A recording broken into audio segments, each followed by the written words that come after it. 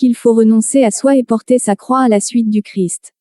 Matthieu 16, 24. Marie, mère de la charité chrétienne, et Jésus-Christ lui-même ainsi que saint Pio nous donnent des dizaines de messages sur la croix et son importance.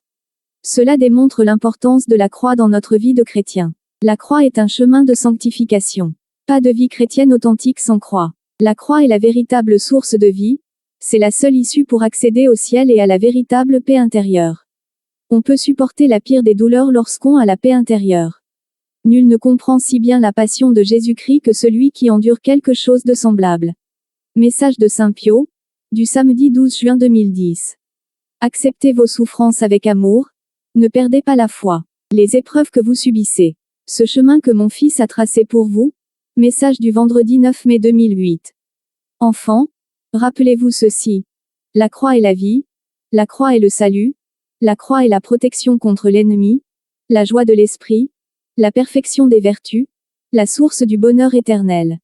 La croix que vous acceptez de porter est source de vie, elle vous ouvre les portes du ciel, elle vous amène la paix intérieure. Ne la portez pas avec regret en vous lamentant continuellement. Portez-la en silence afin que personne, autour de vous, n'ait conscience des épreuves que vous endurez. Si vous la portez avec regret, elle risque d'être encore plus lourde. Portez-la courageusement, laissez Dieu vous venir en aide quand lui, le voudra. Sachez que les souffrances que vous endurez ne sont pas comparables à la gloire qui vous transformera. Portez-la avec amour pour mon Fils. Rappelez-vous ces paroles qu'il a dites à ses disciples, que celui qui veut venir à moi, renonce à lui-même, se charge de sa croix et qu'il me suive. Portez-la avec courage et amour car c'est là un cadeau du ciel qui vous mènera tout droit sur le chemin de la vie, de la vérité, de l'amour.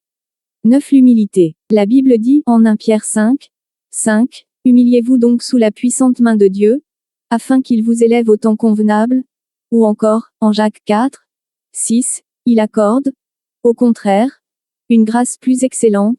C'est pourquoi l'Écriture dit, Dieu résiste aux orgueilleux, mais il fait grâce aux humbles. Marie, mère de la charité chrétienne, nous enseigne, avec précision, que l'humilité est source de grâce dans le Seigneur, et elle nous apprend à être humble. Vous ne devrez pas craindre de vous humilier, car l'humilité de soi n'est pas signe de faiblesse mais signe de force, de qualité. L'humilité est comparable à l'abeille qui butine sans relâche.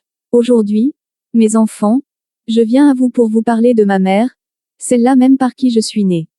Priez-la, louez-la, glorifiez-la, car elle seule peut vous conduire jusqu'à moi, elle est le chemin le plus sûr et le plus court.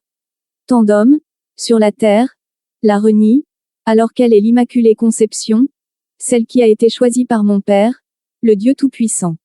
L'homme pense se suffire à lui-même, mais il ne trouvera son salut qu'en ma mère. Message du Seigneur Jésus-Christ, du mardi 10 janvier 2006. Moi, la mère de votre Seigneur, j'ai été offerte en même temps que lui pour votre salut, c'est pour cela que je suis votre co-rédemptrice, car avec Jésus, j'ai coopéré pour votre rédemption. Remerciez mon Fils, votre Seigneur, tous les jours pour le somptueux cadeau qu'il vous a fait, celui de faire de moi, sa mère, et votre mère. Message du 27 octobre 2006.